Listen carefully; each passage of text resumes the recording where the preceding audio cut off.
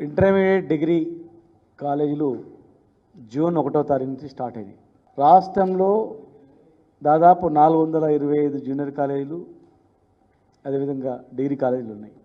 35% staff guest lecturer ద్వారా teaching అనేది ఉంటుంది. మరి జూన్ 1కి స్టార్ట్ అయింది, 1 మంత్ దాదాపు కావస్తూ ఉంది. ఆ గెస్ట్ లెక్చర్స్ రెన్యువల్ చేయడానికి మూలన కాలేజీలో లెక్చర్స్ ఉంటారో లేరు అని చెప్పి విద్యార్థులు మొత్తం ప్రైవేటు కాలేజీల వైపు వెళ్తూ ఉన్నారు.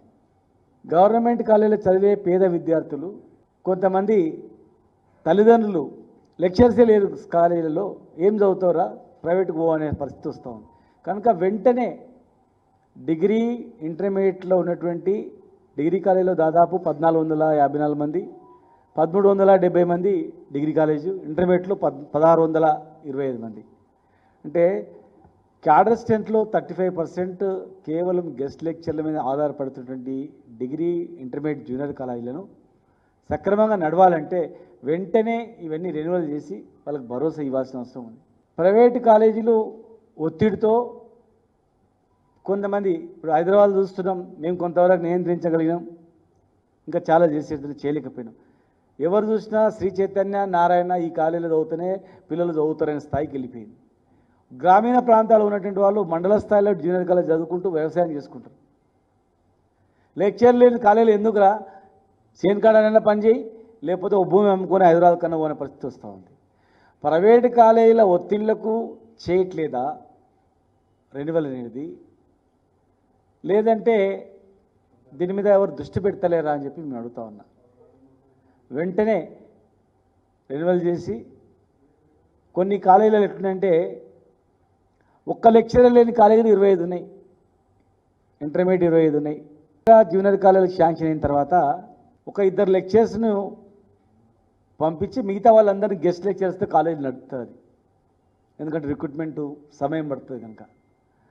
మరి 8 సంవత్సరాలు 9 సంవత్సరాలు దాదాపు 8-10 సంవత్సరాలుగా పనిచేస్తున్నటువంటి గెస్ట్ లెక్చర్స్ ఏదో రోజు ఇలా పనిచేయక పర్మనెంట్ కాకపోతామా, రిక్రూట్మెంట్లో మాకు వెయిటేజ్ మార్కులు రాకపోతాయన్న భరోసాతో పనిచేస్తున్నటువంటి వాళ్ళు ఉన్నారు. ఉద్యోగ భద్రత లేనప్పుడు మరి వాళ్ళు కూడా చెప్పడానికి అవకాశం ఉండదు. నెల రోజులుగా మరి కాలేజ్ స్టార్టింగ్ రోజు ఈ కాలేజీలో ఎవరు లెక్చరరు, ఐపీ తీసుకోవాలంటే అందరు లెక్చరర్స్ ఉన్నారా లేదా, ఫీజు తీసుకోవాలంటే కెమిస్ట్రీ లెక్చరర్ ఉండాలి లేదా, ఫిజిక్స్ లెక్చరర్ ఉండాలి లేదా అని చెప్పి అడిగి జాయిన్ అవుతారు. ఎవరు లెక్చరర్ లేరంటే ఎవరు జాయిన్ అవుతారు చెప్పండి? పేద విద్యార్థుల భవిష్యత్తు ఏంటి? మా జిల్లా చూసుకుంటే సీసీకుంటలో మేము కాలేజ్ ఇచ్చినాం, దౌలతాబాద్లో ఓ కాలేజ్ ఇచ్చినాం. ఇప్పుడు గెస్ట్ లెక్చరర్స్ని తీసుకుంటే వాళ్ళు కాలేజీలో అడ్మిషన్స్ అవుతాయి. 1 మంత్ అయింది. కాన్ఫరెన్స్లో కూడా నేనున్నప్పుడు దౌలతాబాద్లో ఒక కాలేజ్ ఇచ్చినాం. తర్వాత బొమ్రాస్పేట్లో ముఖ్యమంత్రి గారు కొత్త జూనియర్ కాలేజ్ కూడా వారు ఇవ్వడం జరిగింది. మరి అక్కడ కూడా సీసీకుంటలో కానీ, బొమ్రాస్పేట్లో కానీ, దౌలతాబాద్ కానీ, మమదాబాద్లో కానీ ఒక్క లెక్చర్ లేకుండా ఉన్నారు. ఒక్క లెక్చర్ లేకుండా అడ్మిషన్స్ ఎట్లా జరుగుతాయి? అక్కడ ఒక్క లెక్చర్ లేని కాలేజీలో స్టూడెంట్స్ ఎట్లా చదువుకోగలుగుతారు? అట్లా 25 కాలేజీలు, కొత్త 25 కాలేజీలు ఉన్నాయి. పేద విద్యార్థుల భవిష్యత్తు అనేది చాలా కీలకమైనటువంటిది. ఇంటర్మీడియట్ కింద మీద ఏంటంటే వాళ్ళ జీవితం కింద మీద అయిపోతుంది అంతే. ప్రైవేటు కాలేజీలను నియంత్రించాల్సిన అవసరం ఉంది.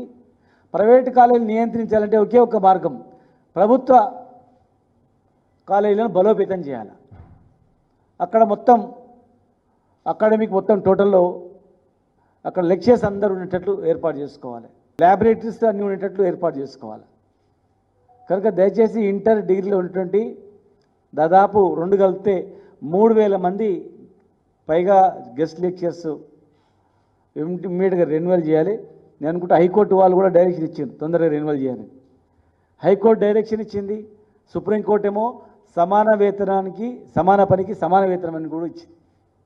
కనుక వీళ్లకు మేము కొంత పెంచినాం, గెస్ట్ లెక్చరర్స్ యొక్క జీతభత్యాలు కొన్ని పెంచినాం. మీరు ఇంకా పెంచాల్సిన అవసరం ఉంది.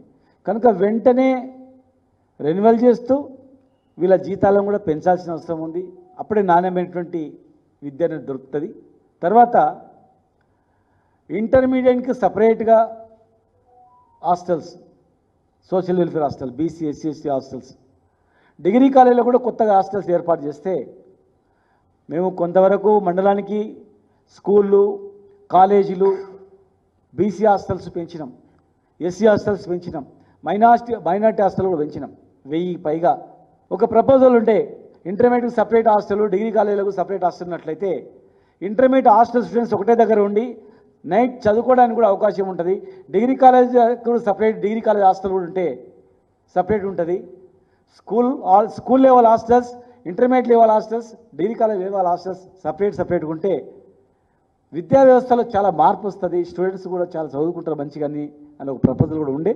మరి ఆ ప్రపోజల్ని మీరు ఇమ్మీడియట్గా ఇంప్లిమెంట్ చేసినట్లయితే మీకు మంచి పేరు వస్తుంది. కనుక విద్యార్థుల విషయంలో బేషజాలకపోకుండా ఈ ప్రభుత్వం చేసింది కదా మనమేం చేయాలనకుండా మేము చేసినాం. మెస్ ఛార్జీలు పెంచినాం, ఆహార నాణ్యతలో పెంచినాం, ఫుడ్ క్వాలిటీస్ పెంచినాం, వాళ్ళకు వసతి